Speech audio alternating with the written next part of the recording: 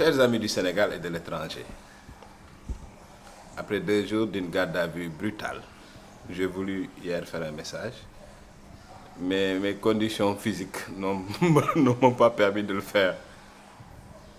Je sacrifie aujourd'hui à cet exercice après un repos. C'est une bonne introduction. Les conditions de garde à vue dans ce pays sont irrespectueuses de la dignité humaine. Je me suis fixé pour mission de rencontrer les responsables des organisations de défense des droits de l'homme pour relater les conditions indignes dans lesquelles les êtres humains sont gardés en vue dans ce pays qui s'appelle le Sénégal. Je remercie mes compatriotes, je remercie les Sénégalais. La vague de soutien consécutive à mon arrestation a été plus que large. Elle est tout simplement globale. Cette vague de soutien, ce déferlement, j'allais dire, m'impose aujourd'hui des devoirs, m'impose aujourd'hui la responsabilité de m'engager au service de mon pays. Je ne m'engage pas à titre politicien. Je n'ai pas le droit, dans ce pays, d'appartenir à une coterie au détriment d'une autre. Je m'engage pour le Sénégal. Voilà la raison pour laquelle la semaine prochaine, je ferai une conférence de presse dans laquelle je dirai mon avis, mon point de vue sur ce pays, dans laquelle je dirai l'engagement de Citoyenneté Sénégal C221, ce mouvement que j'ai créé en 2014 et qui est un mouvement de spectre national, qui a des élus municipaux, des élus des conseils départementaux, ce mouvement qui a une dissémination nationale et internationale pour discuter des problèmes du pays. Nous devons réaffirmer notre engagement citoyen, une citoyenneté responsable, une citoyenneté participative, une citoyenneté vigilante. Donc je donne rendez-vous à mes confrères la semaine prochaine. Pourquoi? Parce qu'il faut trouver un endroit respectueux de ce qu'on appelle les gestes barrières, mais il faut que moi-même aussi, je m'assure que je suis en bonne santé après les conditions dans lesquelles j'ai passé ma garde à vue.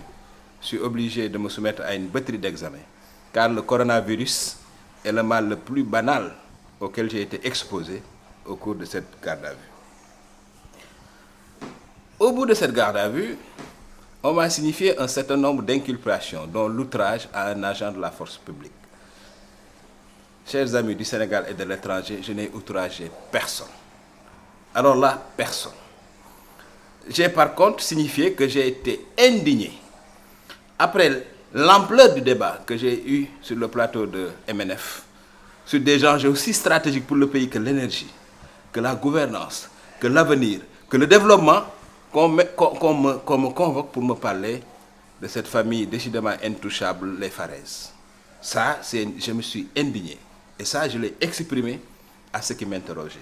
J'ai dit aussi à ceux qui m'interrogeaient que je ne comprends pas que pendant que la gendarmerie a tracé des fonds qui sont extraits illégalement du circuit financier normal, légal, et que les responsables justement de ces agissements sont connus, identifiés.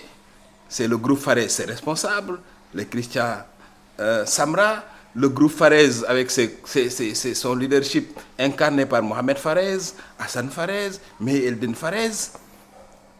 Qu'après tout ça, au lieu de s'intéresser aux vrais faits, au lieu de s'intéresser aux faits centraux, au lieu de s'intéresser à la contradiction principale, qu'on casse le thermomètre parce qu'on n'est pas content de la température. Ça, je me suis indigné et je l'ai dit.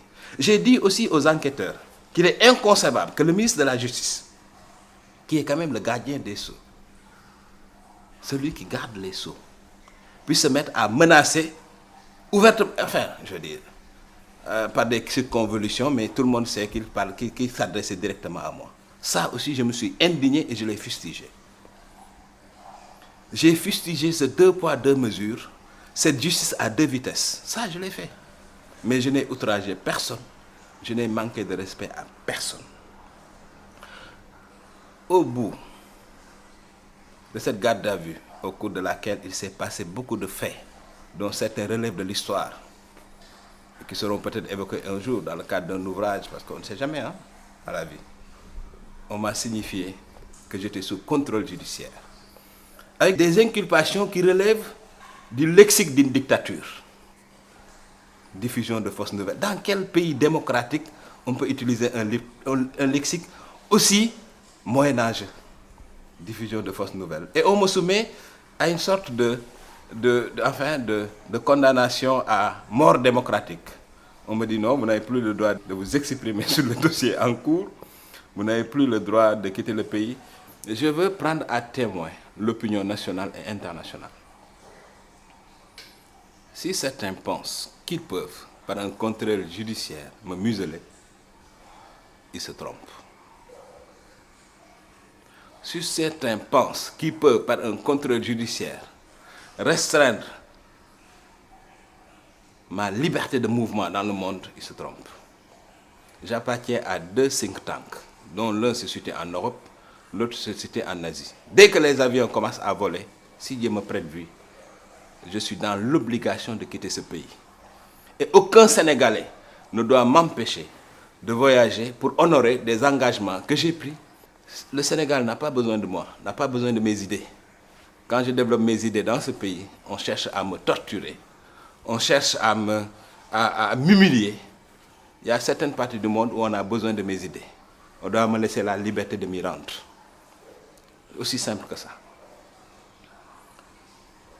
La semaine prochaine, si Dieu me prête vie, Citoyenneté Sénégal, le mouvement que j'ai l'honneur de diriger, et qui est un mouvement à spectre national, qui a des conseillers municipaux, des conseillers départementaux,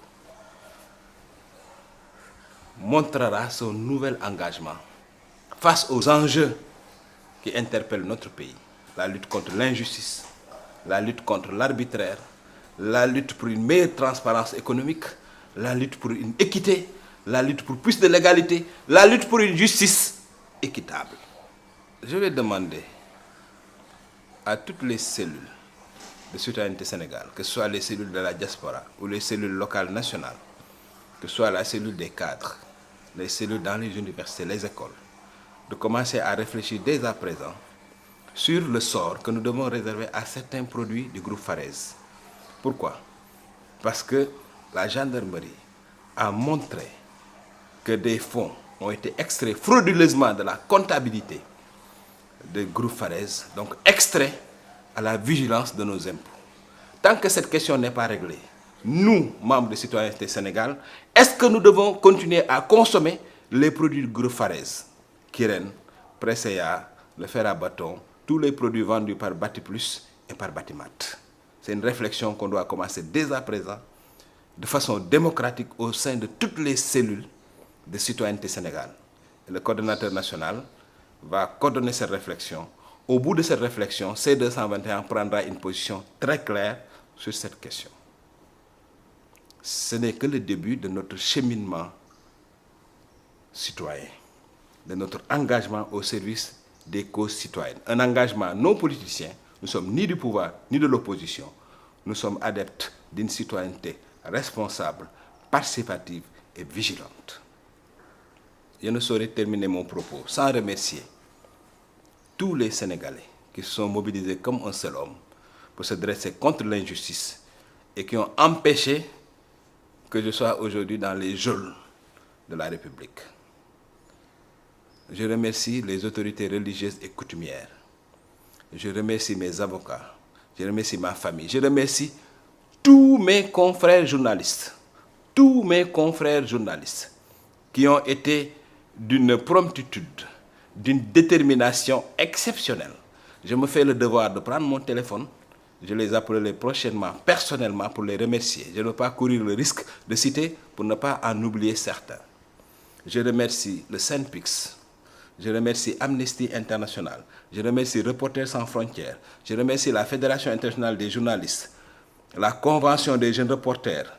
Je remercie le CEDEPS, l'ARADO, le Comité sénégalais des droits de l'homme, les activistes, Horizon sans frontières, le Forum civil, bref, l'intégralité des associations protectrices des droits humains, protectrices des libertés qui se sont dressées comme un seul homme pour empêcher l'arbitraire. À bientôt.